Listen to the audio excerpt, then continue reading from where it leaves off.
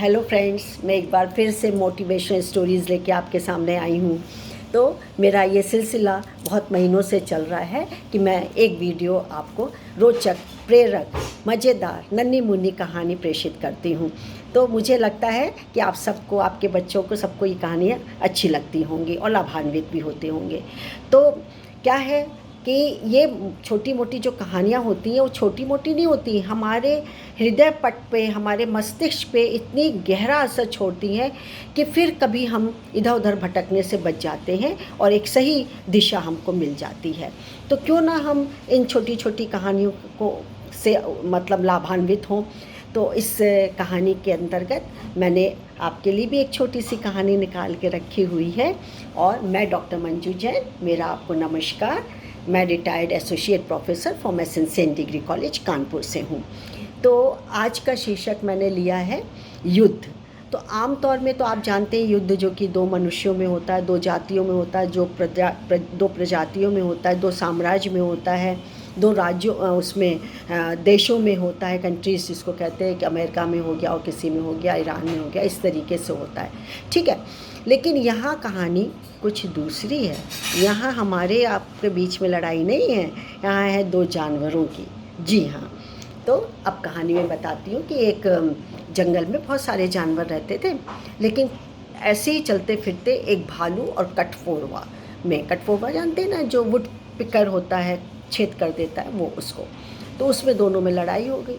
लड़ाई होते होते गाली गलौज, धक्का मुक्की, कॉलर पकड़ना और यहाँ तक कि अब मारपीट पे लोग उतारू हो गए थे।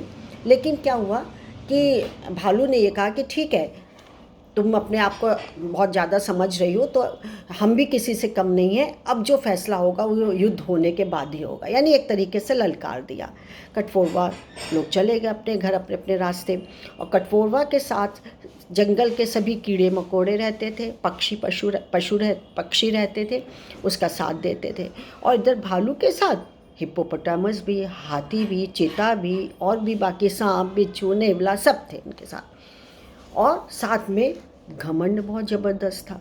भालू कहता है, देखो कैसे कल की पैदा हुई, जो कि कठपुड़वा है, कल का पैदा हुआ, आज हमको ललकार रहा है, मुझको गाली दे रहा था।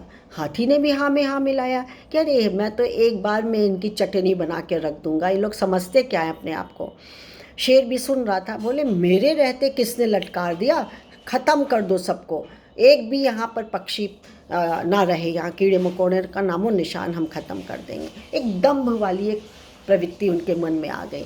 खैर, इधर कठफोड़वा ने अपने जूनियर और अपने गुप्तचर को भेजा, जो कि मच्छर था। उसको कहा कि जाकर के पता लगाओ कि उन भालुओं के ग्रुप में क्या चल रहा है।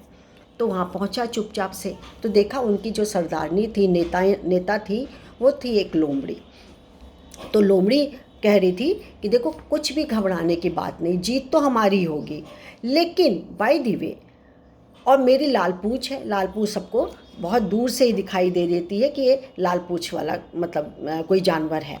तो जब मैं लाल पूँछ को खड़ी करूँगी अपनी, दूर से तुम लोग देख लेना, मैं आगे तुम लोगों की अगवानी करूँगी, तो देख लेना कि रास्ता साफ है और तुम लोग आगे बढ़ने की कोशिश करना। लेकिन यदि पूँछ किसी कारण से मेरी नीचे आ जाती है तो फिर रास्ता साफ कर देना, तुरंत तुम लोग अपना डिसीज़न लेना, भाग जाना, या अपनी हार को हम लोग स्वीकार कर लेंगे, जो कि है नहीं। तो सब लोग बड़े खुश हुए, बहुत मनी मन खुश हुए कि लोमड़ी हमारा साथ दे रही है और हम लोग तो जीत ही जाएंगे। इधर क्या है, मच्छर ने सारी कथा सुना दी, व्यथा सुना दी कि ऐसा ऐसा उनके समूह में चल रहा है, ग्रुप में ये बातें हुई। अब क्या है, जोश खरोश से एक निश्चित समय पे, निश्चित दिन पे दोनों जने इकट्ठा हुआ तो चढ़ते भुनते भुनते कर दिया कि उसकी तो पूँछ वो थी, खड़ी थी लोमड़ी की, लाल रंग की, और इधर एक जो ततैया बर्रा पीछे पीले रंग का होता है, उसको सिखा दिया गया कि तुम उसकी पूँछ पे डंक मार देना, बड़ा तेज़ दर्द होता है, हमको तो बहुत मार काट दी है। तो उसने ऐसे ही किया और उसकी 2-3 बार उसकी पूँछ पे, खड़ी पूँछ पे डंक मार लिया। अब वो बिलबिला रही है, करहा रही है और किसी तरीके से अपनी पूँछ को सीधा रख रही है, लेकिन हो तब ना, आखिरकार दर्द से वो करहा उठी तो उसकी पूँछ जो की है नीचे हो गई। नीचे हो गई तो सारे जानवरों ने देख लिया, पशुओं ने, और वो सब मैदान छोड़ के भाग लिए बिल्कुल, यानी हार स्वीकार कर ली। और इधर ने लोमड़ी ने इधर उधर देखा, देखा कोई जानवर ही नहीं, और इधर से पशु पक्षी कीड़े मकोड़ों ने चारों तरफ से उस लोमड़ी बहना को घेर लिया और अधमरा करके ही छोड़ा। और खूब मतलब जैसी ज़ आवाज़ आती है, उस आवाज़ में पूरा जो कि वातावरण कोलाहल हो गया, एकदम शोरगुल हो गया, मार भिन भिन भिन भिन लोग करने लगे और खुशी से नाचने झूमने लगे। मेरी कहानी यही समाप्त होती है।